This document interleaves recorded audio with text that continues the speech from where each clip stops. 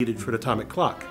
Quartz loses time because it slows down and needs to be nudged to restore its oscillation. That's where the atomic part of an atomic clock comes into play. We use cesium atoms to control these nudges very accurately. Every time the quartz's oscillations slow down, just the tiniest bit, we give it a tap, an electric jolt at just the right time, so essentially its oscillations never decay.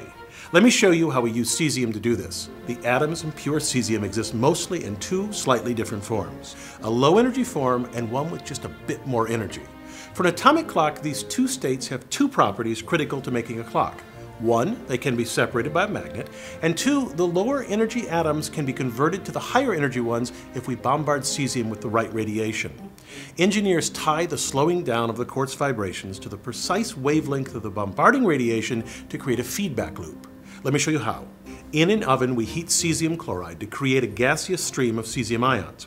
The stream contains both the low and high energy ions. We first flow it through a magnet, separating the two types, discarding the high energy ones, allowing the lower energy ions to pass into a chamber.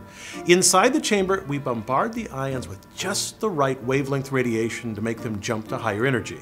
As these gaseous ions leave the chamber, they pass through another magnet that directs high energy ions toward a detector, this time discarding any lower energy ones. The detector converts the arriving ions to a current. The trick here is to tie that current from the detector to the quartz oscillator. When the quartz's oscillations decay, that is, it slows down a little, then the energy bombarding the cesium ions in the chamber changes and fewer high energy ions exit the chamber, so current decreases or stops. This tells the electronics to zap the quartz oscillator and correct the period of oscillation. It does this by applying the proper voltage that, via the piezoelectric effect, taps the quartz and restores its oscillations, thus creating a clock that loses less than a second over many million years. Our world runs off such accuracy. For example, the Global Positioning System, GPS, requires it. The Global Positioning System consists of 24 satellites orbiting the Earth.